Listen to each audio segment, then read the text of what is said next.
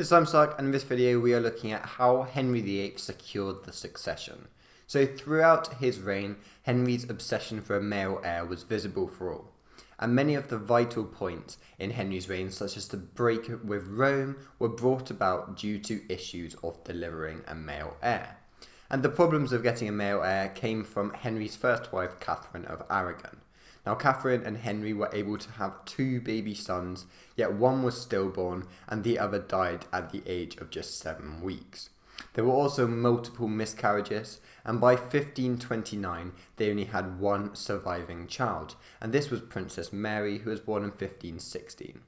Now, Henry believed that the lack of a male heir was God's punishment for him for marrying Catherine, contrary to canon law. Now, this is because Catherine was previously married to Arthur.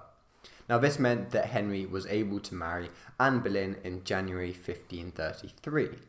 And on the 7th of September 1533, Anne Boleyn gave birth to a baby girl called Elizabeth. Now, although Henry VIII was disappointed that it wasn't a boy, it didn't automatically ruin the relationship, and Elizabeth was made the heir presumptive in the Succession Act of 1534. So this meant that she was the heir until a male son came along. Now, the breach of relationship came when Anne Boleyn had 2 subsequent miscarriages. Now, this was partly the fault of Henry VIII, whose jousting accident was thought to have caused one of the miscarriages, and this miscarriage was a baby boy. Now, when Anne Boleyn was therefore executed in 1536, the Succession Act that followed declared Elizabeth illegitimate. Now, Henry VIII therefore had no legitimate heir to the throne.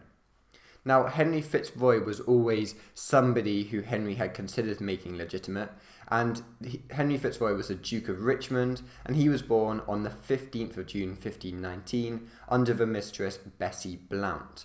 Now, as Henry VIII was married to Catherine of Aragon, he was deemed illegitimate, yet this was the only one illegitimate child that Henry VIII acknowledged.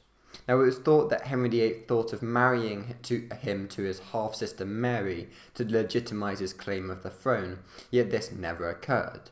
Now, when Anne Boleyn was executed, Henry once again looked to the Duke of Richmond. Now, the 1536 Succession Act had stated that through the lack of an heir, the king could determine his succession through letters patent, and letters patent were legal instruments issued by the monarch to exercise their prerogative powers. So in other words, they could do whatever they wanted. Now, this meant that Richmond could have become the heir to the throne, yet his death in July 1536 ended this possibility. But after Anne Boleyn was executed, Henry VIII did marry her lady-in-waiting Jane Seymour, and in this marriage, Henry VIII was finally able to acquire a male heir through Prince Edward.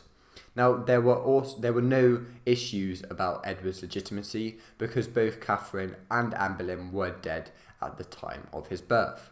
However, insecurity still did exist in 1543 when Henry's health started to decrease. Now, this made it very likely that Edward would still be very young when he succeeded the throne. Therefore, Henry VIII introduced the Succession Act, which was passed through the Commons and the Lords in 1543 and received royal assent in 1544. And this Succession Act re-legitimised both Mary and Elizabeth, and it reaffirmed Henry's powers to determine the succession through will or letters patent. Now, Henry confirmed the succession arrangements in his will, which was dated the 30th of December 1546.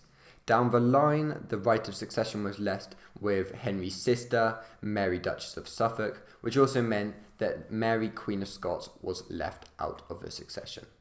So thank you for watching this video, and see you soon. Bye.